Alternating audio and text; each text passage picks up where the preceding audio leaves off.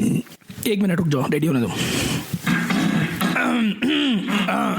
चलो ये कर लेते हैं. This could be a great intro. Hi, I'm Akshay.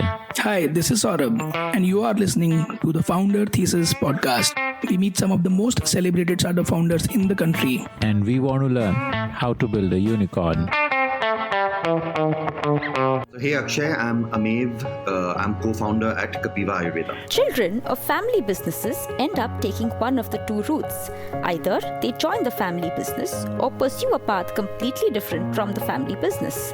But Ameve Sharma, who is from the family running Baidyanath, one of India's oldest Ayurvedic product companies, decided to do something unique. He entered the Ayurveda space with his venture Kapiva, but pursued a very different type of business model that is more in sync with customers of today.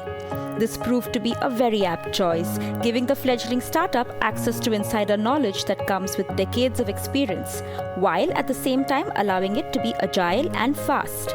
Listen to this fascinating conversation with Ameve talking about quitting a lucrative consulting job to start up and going through the journey of finding product market fit to eventually scaling Kapiva into a 100 crore D2C brand in the space of Ayurveda. Here's Ameve telling Akshay Datt about his wonderful journey. So, Ameve, the first story that I want to hear from you is about the legacy family business. You come from a well-established business family. Tell me about that story. Like, who was the person in your family who started it? How did it start? What kind of environment did you grow up in? Sure. So the business is Baidyanath, right? So, typically famous for Chyawanprash and Isabgol and your traditional kind of, Ayurvedic products. Started back in 1917 by my grandfather and his brother. So basically, he was very much involved in the freedom movement, my grandfather. And one of the reasons why he got into Ayurveda was, he wanted to kind of get back the legacy of India, of, the sort of knowledge that we had. So I think that so it was very, he was a really kind of different kind of person, Like the national poet of India wrote a book about him. Like he was just a really inspirational figure, right? There was very rudimentary kind of packing materials, very labor intensive for sure. But also at that time, scale in general was very much smaller, right? So, people didn't really there weren't that many consumers in India anyway, right? Okay. So, like when you were growing up, it was understood that you would join the family business. At that time, the ideas of, at that time, it was still the structure we were working in was still a very acceptable structure, right?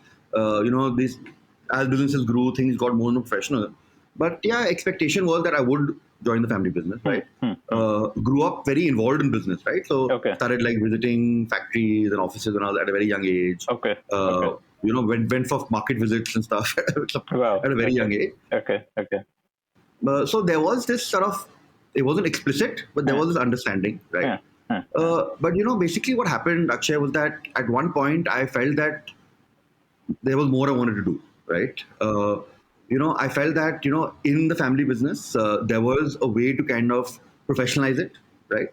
And, with the family setup, it's better to go down the professional route than kind of, me being involved, right? So before you actually joined full-time, what did you do in terms of education? Like I did a double major in national politics and economics at NYU. Post that, actually, I was supposed to actually get a job, work in LA, but I graduated a semester early, which was a bad idea, 2008 December, which was the middle of the financial crisis. So I didn't get the exact job that I wanted to, honestly, right, out of college. And I had a job, but I thought working in the business would be better experience. How was the McKinsey stint like? Like, what did you learn in that stint? Sure. So I would say the biggest learning, honestly, Akshay, was that how to take a larger problem, break it into smaller pieces and make it very solvable, right? And also discipline and structure, right? I think, I didn't know what it meant to work hard until I went to McKinsey, right? I thought, 9 घंटे बहुत होते हैं, right? But then, when you see people slogging like 13, 14 hours, you realize, there's a different class, right? Really taught me a lot of discipline, really taught me like hard work to a different level, right? And, end of the day, what I realized is that if you enjoy your work, it's not work anymore, right? You need to work hard to be successful. That was obvious, right? But you can only really work hard if you enjoy what you do, right? आप कितने सालों तक, if you're not enjoying what you do, can you work for 12 hours a day? I don't think you can, right? Yeah, absolutely. So funnily enough, after McKinsey, I started kind of thinking about what to do next, right? So, but if you were enjoying McKinsey, why did you want to do something next? I had met, my co-founder actually went to Xavier's Bombay with one of my really close friends from Calcutta, right? So I knew him through him. When I came to Bombay at McKinsey, I didn't really know anyone. So he ended up being one of the first few people I met, right? So we got friendly. And then he wanted to start something as well, right? So, we actually spend a lot of time trying to figure out what to do, right? And we talked about everything from tech to fund to food to restaurants, right? Funnily enough, we ended up in Ayurveda. It was quite funny. But honestly, we felt that was the largest opportunity at the time, right? We saw it exploding. And so, we spent a lot of time discussing what we wanted to do. I was quite clear that I wanted to leave McKinsey. I was there for the experience. I was there for the learning. I was not there for the long term. Right. It was not something where I knew that from day one. And I wanted to start. So I started after a year or so trying to figure out what I wanted to do. Okay. So that's when me and Shrey kind of started talking, and that's how kind of Kapiva was born. So what was the thesis, initial thesis? Like, what did you want to do? So a couple of things, right? There were a lot of things that I wanted to do in the original business in Baidyanath, which I was not able to, right? Because of whatever reasons, like, bureaucracy, process, whatever, right? And and a big part of it was actually breaking Ayurveda out of the mold it was stuck in, right? Now, I told you, my grandfather wanted to create this Indian Ayurvedic business, right? But the fact of the matter is that all Ayurvedic businesses today, traditional businesses, are very much westernized, right? Ayurveda is not about problem solution, right? Ayurveda is about staying healthy, being healthy. It's about balance, right? The name Kapiva comes from the three doshas, Kapha, Pitta, Vata. Okay. And the whole idea about Ayurveda is to have a balanced lifestyle, balanced body, so you don't get sick, right? And a small part of it is that, symptomatic relief if you get sick, right? Today, 99% of Ayurveda has become that small problem solution piece, right?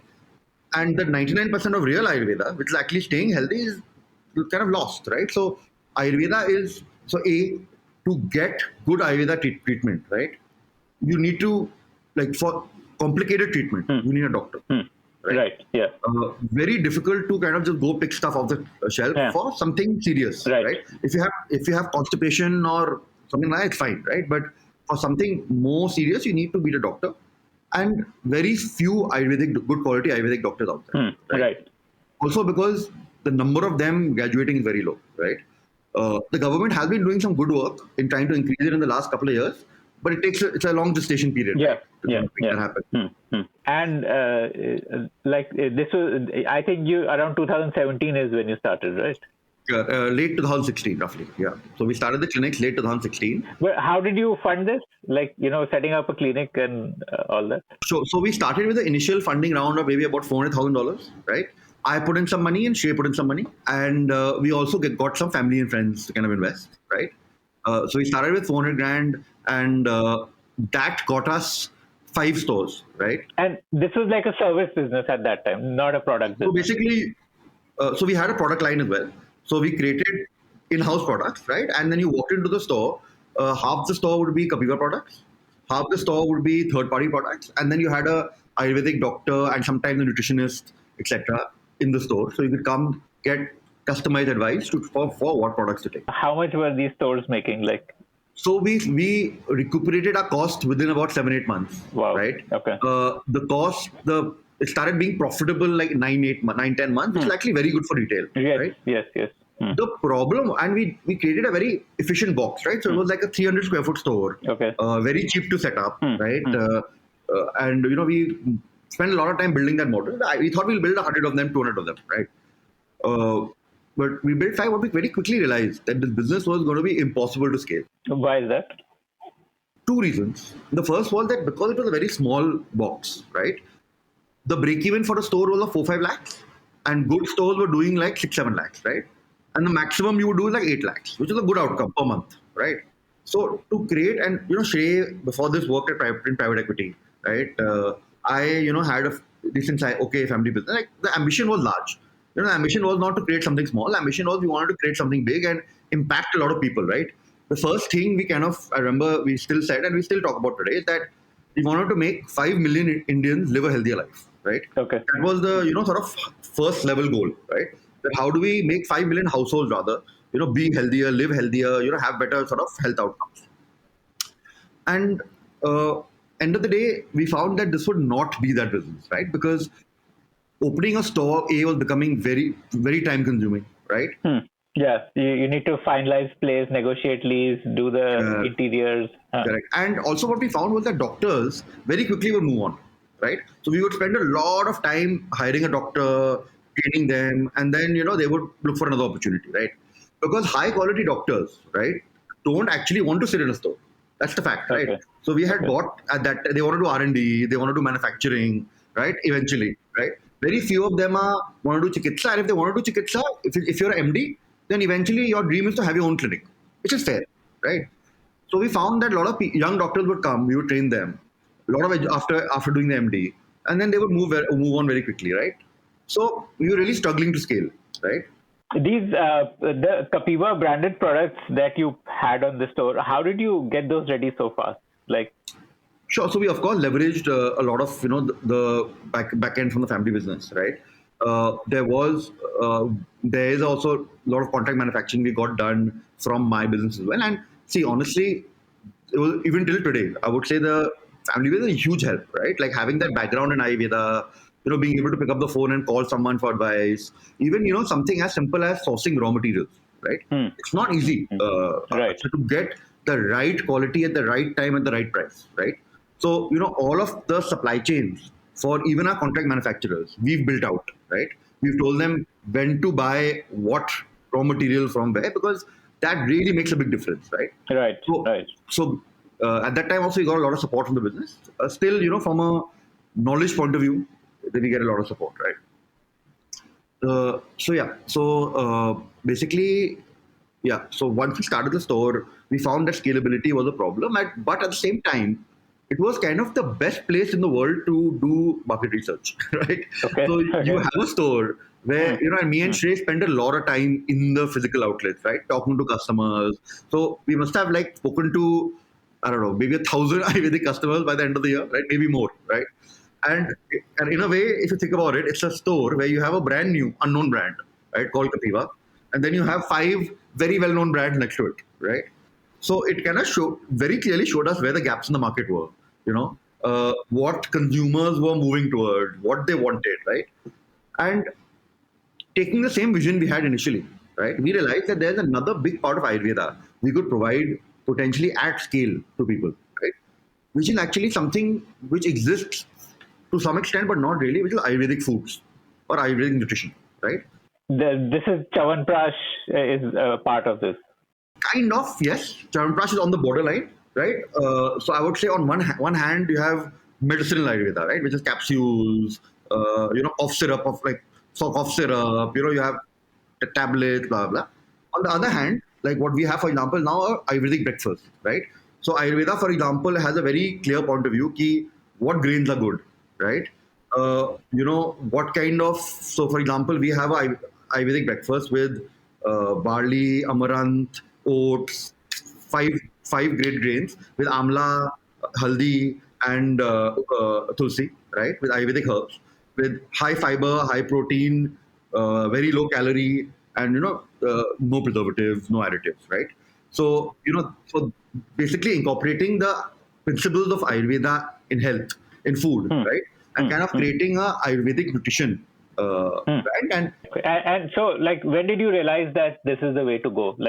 Initially, you had those stores. So what we figured out, 2-3 things, Akshay, right? So what we figured out is that, I'll give you an example in my house, right? I've been having a shot of amla juice every morning since I was 8 years old, right? Okay. We have this very funny thing, we take after lunch, we actually, in my family, it's like a tradition we have, we take dahi, we put ashwagandha powder and honey. And that's like a dessert, right? So we incorporate Ayurveda into our daily lives, right? So I take Ayurvedic herbs as part of my daily sort of supplements, right? Right. So, and we found it that we found that to be really something very different, right? Like and I think I keep telling my father that please take out 5 minutes and be my spokesman, right? He's like the epitome of health at like, I don't want to jinx it by saying his age, but yeah, at his age, right? Like people can't believe it when I tell him what age they are, right? So I've seen how it can really, in the long term benefit you and keep you healthier, right? And see, Ayurveda actually is very simple, right? Ayurveda is just good food, right? It's like, amla is the richest source of vitamin C in the world, right? End of the day, a lot of Ayurveda you can actually measure in nutrition, right? So the same way, like, you eat like a lot of spinach, you get a lot of fiber, right? Ayurveda will prescribe something like a Isabgol, which is pure 100% fiber, right? So a lot of Ayurveda is actually very simple, right? And there's also now a lot of data on Ayurveda, right? Especially, so the number one, let's say, digestion product in Europe is Ayurvedic, right? The only FDA-approved product globally for liver is Ayurvedic, right? So there's a bunch of research happening now in Ayurveda in the US, in Europe, in Canada, on things like ashwagandha, turmeric, and a lot of it has been very positive, right? Most large pharmaceutical companies now, right, from your Pfizer's have a not Ayurvedic but herbs division, where what they do is like they look at herbs that have been used across the world, try to isolate the active ingredient and synthesize it, right? So there's a lot of work going on, and Ayurveda that way is a very simple kind of thing to understand. But that's why it's about good nutrition, eating well every day, right? So we wanted to bring that daily health angle of Ayurveda, where there's a saying in Ayurveda that, and in English, roughly, it's health is not the absence of illness, but it's the presence of vitality, right? That when you wake up in the morning and you're like ready to go, right? Your eyes open and you're fresh, right? And you're like energetic throughout the day, right? And those things, right? The very, very key indicators of good health, right? And what we found, right? The second reason why we realized that, and nutrition-based products are very key for lifestyle problems, right? So, but when I say lifestyle problems, what do I mean, right? And these have become very prevalent today. Digestion is a big one in Ayurveda, right? Everything starts from your stomach. Skin, hair fall, having raised blood sugar at a young age, right? Diabetes but not diabetes, but diabetes is something where we don't, but nutrition becomes very difficult then, right? Then you need a lot of different things. But when you have, let's say, high blood sugar, then even a doctor will tell you nutrition is the key thing to solve, right? Let's say if you have hair fall, right? You go to a doctor, first thing they'll tell you is that hair is the part of the body which is deprioritized the most when you have nutrition, right? So more than applying something on your head, more important is good nutrition, right? So there's a lot of these problems which is solved by good nutrition. What we did as a step forward in the new business was that we wanted to solve the food part of it, right? So the idea was that how do we kind of create this whole category called Ayurvedic foods? How do we incorporate Ayurvedic wisdom and kind of give people better quality nutrition, right? We were at the same time very aware of number 2 and 3 also, right? Because number 2 and 3 are also very important, right? You can't, one is still incomplete, right? So we already are today doing that, and we're working a lot about creating an entire ecosystem, right? So we as a company don't see ourselves as a product company, right? We see ourselves as an Ayurvedic ecosystem where you get knowledge. Till today, we offer free consultation on our website with Ayurvedic MDs, right? So you can go on our website, any problems, talk to them. They'll give you an entire detailed nutrition plan. 70% of the stuff they suggest is not from Kapiva, right? So our ambition is that, boss, give the best possible thing, right? So if you have it, great. If you don't, give whatever's best, right? We have a lot of content, and we now created, got together a huge team. We've actually tried to get a lot of people from Kyojoy, which I believe is one of the best content creators for Ayurveda. And we are now creating a bunch of Ayurveda content around lifestyle, what not to eat is as important as what you eat, right? So definitely we sell products, but then the ambition. Tell me about the pivot phase, like from running stores to becoming a food product. Sure. So like company. I said, right, the ambition, right, was always to bring a genuine form of Ayurveda out, right? Like I said, there were 2 ways to do that, right? One was the doctor-led sort of better quality medicine. The second was the more sort of nutrition, food, lifestyle based, right? They both require doctors, to be honest, and they both require, it's all very connected, but depends which route you go, right? So we decided that the physical route wasn't the way to solve this problem. The digital route was the way to solve this problem, right? How do we kind of scale up advice. How do we create our content? How do we create products? How do we increase availability, right? And the way to actually do what our initial goal was, which is 5 million Indians live better through Ayurveda, right? Was going to be a much more difficult store by store by store, and probably will be 80 by the time we reach that goal, right? So, and online had started to take off a little bit there. We had done a few experiments with both online as well as offline distributions, and we found that there was a lot of scope for growing the business from that, right? That's when the pivot started happening, right? Initially, it's So very you difficult. shut down the stores, or That's what I'm coming to, right? It's very difficult. The stores we had invested money into them. They had reached Right. break even and profitability, right? It was a very difficult decision, right? Initially, we were like, we'll do both, right? We keep the stores and we'll do this also. But basically, we were a small team. We had very little funding, right? So we couldn't go ahead and like hire 50 people, right? We had raised another round at that time from angels, right? So there was this guy who was called Madhu Kela, who was the ex-CIO of Reliance, who invested some money. Gitch Food owners invested some money, right? There was a small sort of investment bank set up that invested some money, right? So we raised another about, I would say, $800,000 at the time, and we tried to kind of do both, right? Run the stores and do this, but very quickly realized that, boss, we don't have the bandwidth, right? They're two totally different businesses. We're not at a scale where we can do two things, right? So then finally, somewhere around, mid 2017, end 2017, right? We took the decision that, boss, we have to close the store, right? There's no other way around it. And then finally, around 2018 early, we finally ended up closing the stores. And we then had a much more focused point of view on growing the sort of product FMCG. Digital. business. Okay. So what was the digital distribution? Was it like through marketplaces that you started listing products? So initially, we were purely marketplaces and offline, right? So we started from day one and offline. So we started selling in like large walkthrough stores, right? So in Bombay, like a Patel or Krishna, like that, like those large format stores. Like DMart and not modern trade. Initially, we didn't want to pay the listing fees on modern trade, honestly. So we went to like what we call today standalone modern trade, right? So these are standalone walkthrough stores that we find in neighborhood. There's about 10,000 of these in India actually, and we would spend a lot of time creating content as well. But what we realized is that we would try to put a lot of content. Like for example, every juice bottle had a yoga pose, which was helpful for the problem that juice was trying to solve, right? We would put pamphlets. We would put a lot of A+ content on Amazon. Very quickly realized that we need our own platform, right? If you really want to disseminate information, there's no other way, right?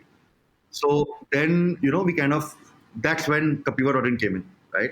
Okay. And then now Kapiva.in is slightly just overtaken Amazon as the largest kind of platform. So yeah, that whole pivot happened. We raised then our first proper Series A. When did you launch Kapiva.in? Which year? I would say 18, I guess. end 18, mid to end 18. Yeah. And we started scaling it properly, though I would say 19, to be honest, right? We launched it in 18, like we didn't know anything, right? I didn't know what I was doing, right? So I launched the website. I was learning on the go. It took me some time to figure it out, right? And we weren't really that well funded at the time, right? So So nowadays I see startups, and probably a good idea only. They go out and they raise $10 million, and the full team is there on day one, right? Yeah. So it probably works well, right? But we didn't have that. We were still like, boss, we have to build it. I come from a traditional business as well, right? So so we were trying to figure things out. So it took time, right? Now I would say like one of the things I'm most proud of in Kapiva as a team, right? I think we've really built a solid team. We've really managed to get some fantastic talent from some of the best companies out there, right? And growth has also kind of been accordingly. Now they've really come in and taken it to a different level, right? But back then we were still just figuring stuff out on a daily basis, right? Okay. So you were talking about your Series A. When did that happen? So we raised our Series A end 2018 early. So it was in two tranches, end 18, early 19. It was led by Fireside. At that time, the company had started to get some traction, right? And our angels also all topped up, right?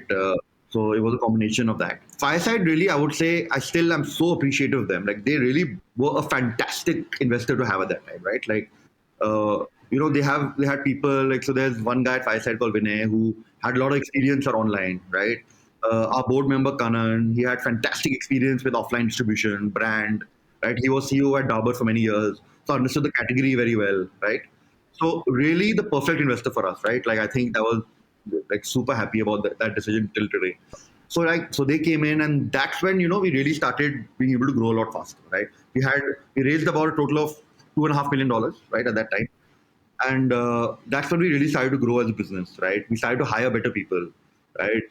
We started to get a lot. What kind of revenue were you at around that time, like 18, end of 18, early 19? So March of 19, we would have been at roughly about a crore and a half, I would say. No, actually, maybe a crore, probably a crore. And there's the three channels. One is Kapiva.in, second is Marketplace, third is the standalone modern trade. And what was the split between these three channels at that time? So actually, offline was big that time. Offline was about 50%, 50-60%, and the balance was online, right? Actually, March 2019 is when online started to take off for us, right? Amazon started to grow, our website started to grow very aggressively. And that's when we realized that, so today offline is 8% of our sales from 50%. Wow. Right? And it's grown. It's not like it's not grown, right? It's grown year on month on month on month. It's just like online has grown a lot faster, right? So, just to give you a little idea of the journey, we were roughly about, let's say, a crore in maybe about 90 lakhs in March of 19, right? March of 20, we're probably about 2.5-ish, right? And then March of this year, we were around about 5.5, 6, right? Wow. So okay. Through we don't have one of those stories where we went from 1 to 500 crores in a year, right? I know there are a few of them. We took our time to grow, but we've grown like 250-300% year on year, right? Today we're roughly about 100 crore business, like round about. Right? Okay. Like this year you'll cross 100 crore. Our current run rate is somewhere around 100 crores. And annual will also be somewhere around there, correct? So what are like the secrets to that success? Like how did it grow so fast? What are the things you did to make it grow? We made a lot of mistakes, right? Let me not pretend like we didn't. A lot of things we got wrong in the beginning. I would say today, looking back, right, the two most important things. Number one is that have a very strong data infrastructure and use data to make decisions, right? I think people always delay that. Right? If I had more insights through data earlier, I would have been able to grow faster. Give me an example of what that means, like deciding what product to put on the homepage. No, but understanding how consumers are behaving, right? Understanding consumer funnels, understanding what retention actually is, what LTV actually is. So I think stuff like that. You need to have a very strong data infrastructure to get that live data, right? Very easy to kind of take Excel and put it together once in 3 months and try to make that decision. But, on a daily basis, if you're looking at LTV versus AOV, right, your decision will be very different, right? Well, just help me understand these terms. For someone who's not from this space, what is LTV? What is AOV? So LTV would be a long-term consumer value, right? So let's say if a consumer AOV would be average order value. So let's say today you're coming in and buying for $1,000, right? So my mind, I'm looking at my consumer acquisition cost and I'm looking at what I'm making today, right? But the reality of it is that what's really important is how many times is that consumer coming back and what is the actual lifetime value of the consumer, right? And then certain products, for example, will have very high AOV. We're like, oh, this is doing really well. Let me push this product. But there are certain products where consumers are actually loving it and coming back to buy 20 times. So the LTV would be much higher, right? So just a small example, right? And if I had the clear data, then you would put your money on long-term bets, right? Not on short-term things. And you need data for that, right? The second thing is that focus on retention, right? Paid acquisition is not sustainable, right?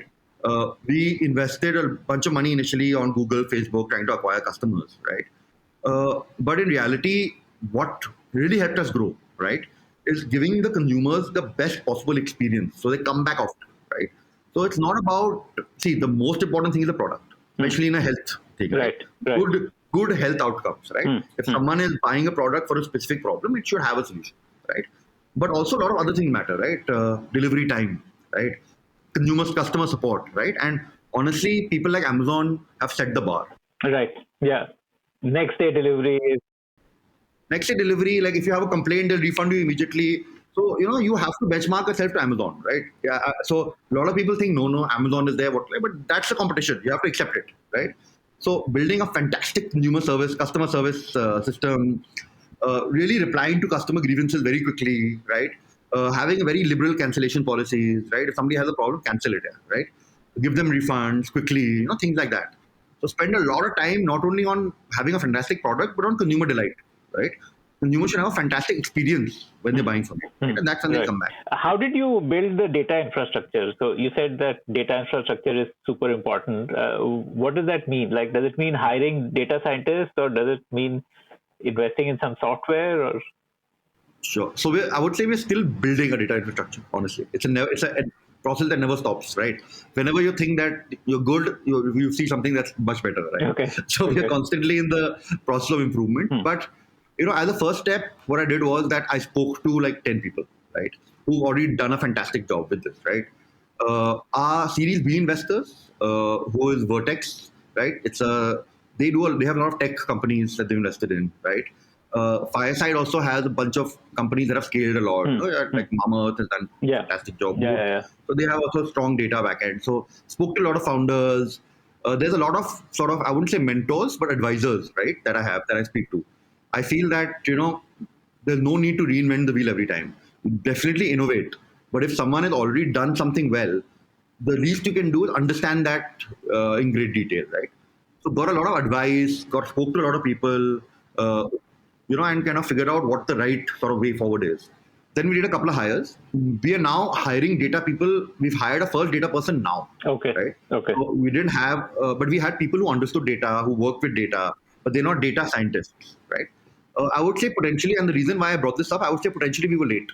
Looking back, I should have probably hired people a little bit earlier, right? Better late than never, I would say. And we did hire people who understood it.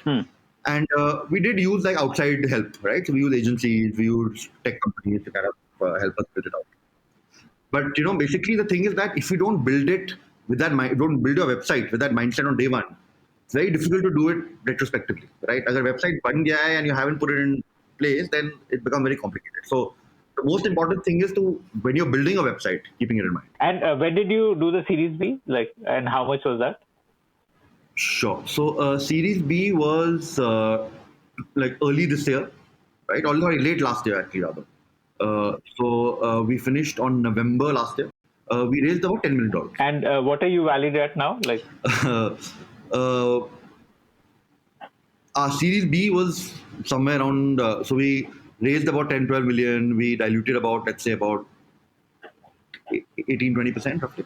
And then now we're like about 70% bigger than what we were then, or 80% bigger. So we don't really have a new valuation, but we haven't really gone to the market. So how did the lockdown impact you? Did you see offline falling? So initially it was a disaster, right? Initially, so when the lockdown was first happening, right, which is April of last year, I was like just about to close a bridge round, and then COVID happened, right?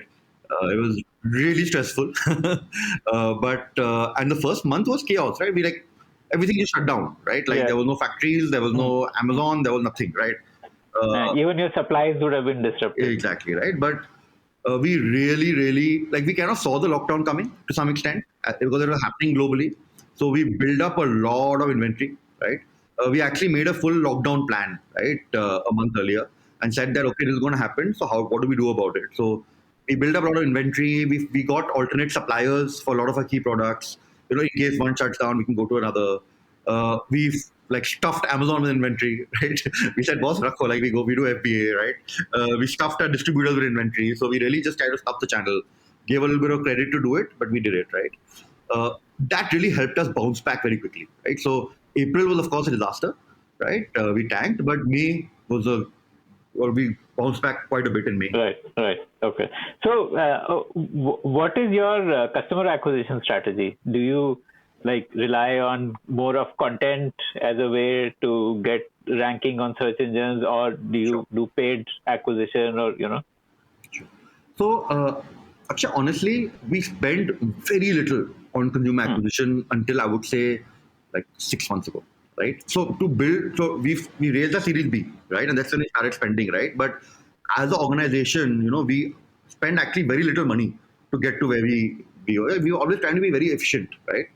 Now in retrospect, maybe we could have been more aggressive. But for example, we're starting our first ATL campaign, which is our brand campaign, this month, right? Okay. We've never done any brand marketing, right? we started performance. Like on TV or where? So yeah, like YouTube ads and stuff like that, right? We started performance marketing at any scale for the first time early this year, right? Which is paid acquisition, right? So a lot of our early acquisition was honestly just word of mouth, right? We have fantastic retention from our consumers, right? Our retention for products, some products like 40% plus, and I'm talking about like just on our website, right? Our average consumer, doing the math, our average consumer on Amazon, right, buys us 5 times in a year, right? So we have really good sort of repeats, and a lot of consumers who've gotten good results, right, become your advocates, right? In healthcare, right, what we've noticed is that if you have something effective, something that works, right, people will tell 10 people about it and they'll recommend, right? And that's a very common way where people actually end up trying something, right? Where friends, family, etc. tell them, try this, it really works, right? So a lot of our acquisition and growth actually came completely organically, right? 6 months ago, we did start spending on Facebook, Google. But again, it's not our key strategy, right? Like only like a minority of our revenue comes from paid on our website, right? What we are growing now aggressively is content, right? Because people are hungry for content in healthcare, right?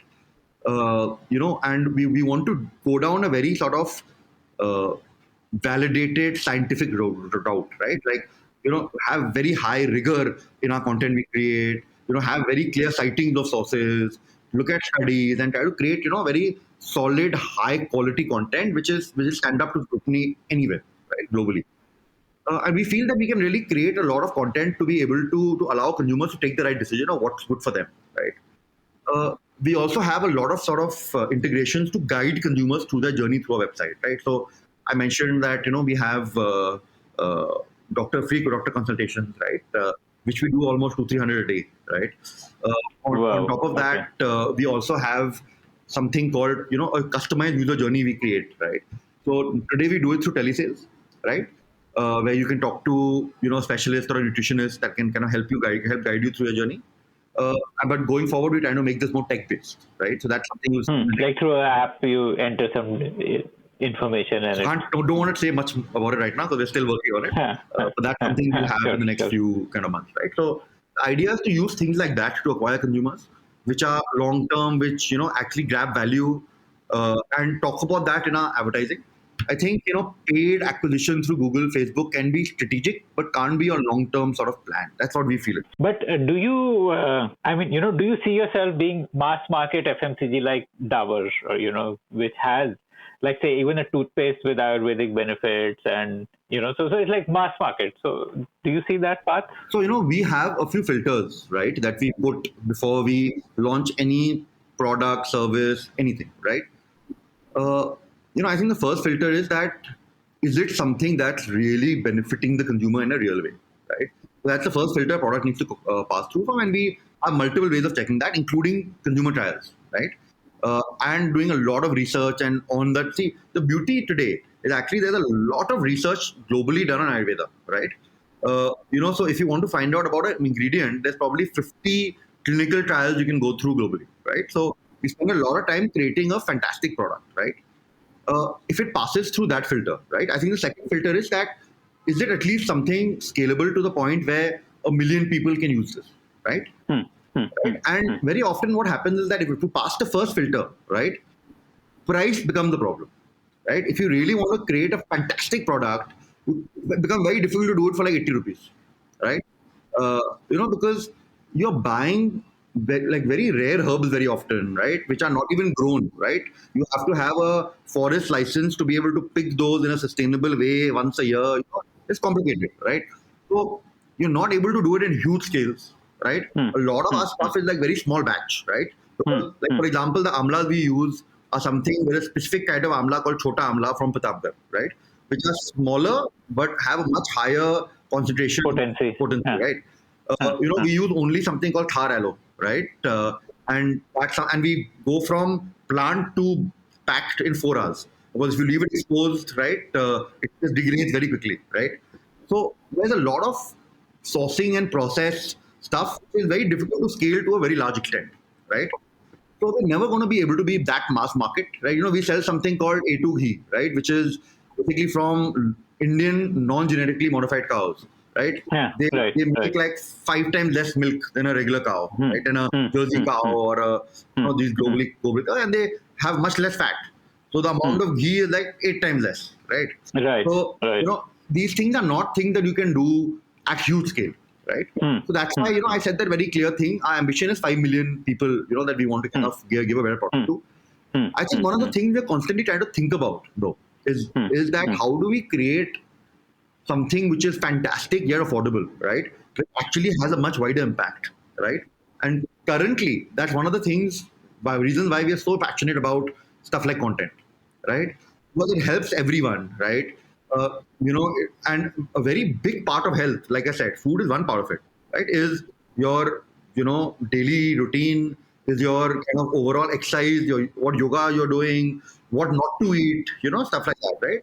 So at least, that's something where we feel we can make on a very large scale, right?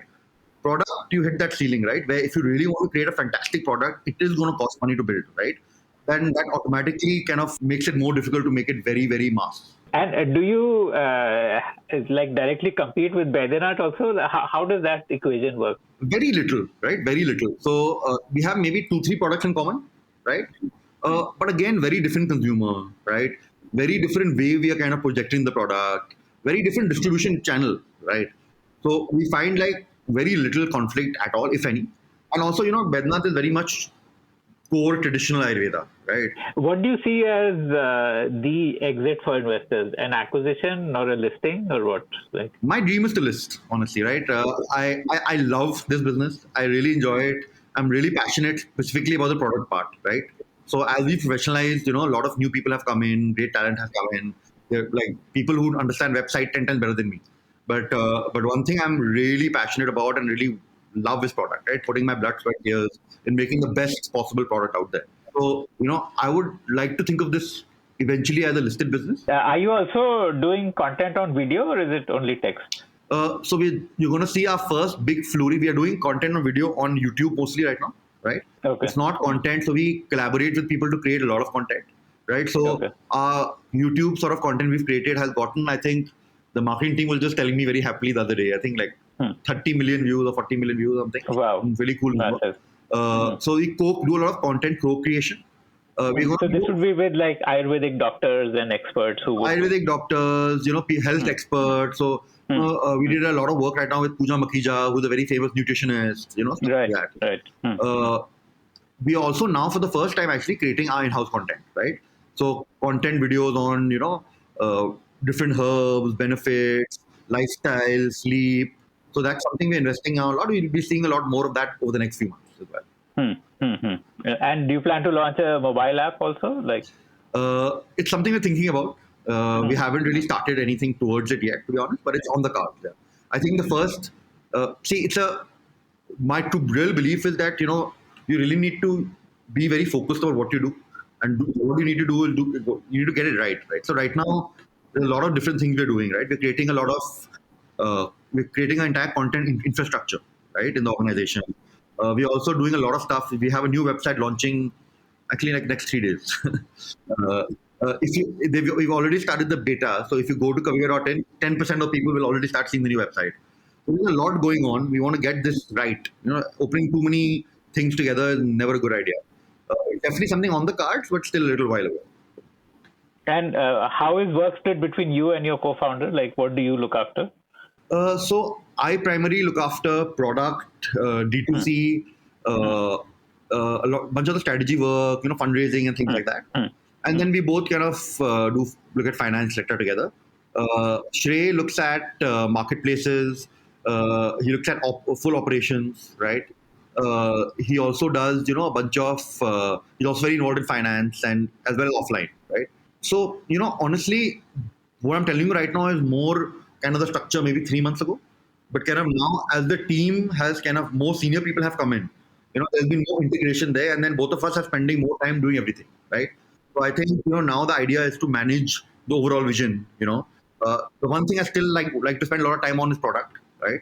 But overall, we've gotten like a very good sort of head of revenue, very good kind of guy so we hired this guy recently, who was the number 2 guy in Uniqlo to kind of manage marketing as well as operations. We hired a very senior guy who was ex-director of growth at Myntra, then director of growth at Hotstar to like kind of look at revenue as a whole. So honestly, these guys are fantastic, and they are kind of taking a lot of the lead in those kind of things. Over time, I'm still very involved in product, and then making sure all the pieces are working together, and making sure that overall strategy of the organization is moving in the right direction, and then more involved across functions, but less deep in everything. We hope this conversation inspires you to go natural and introduce more Ayurveda in your life. Check out the entire range of Ayurvedic products from Kapiva on Amazon or at kapiva.in. This episode of Founder Thesis podcast is brought to you by Long Haul Ventures. Long Haul Ventures is the long haul partner for founders and startups that are building for the long haul. More about them is at www.longhaulventures.com.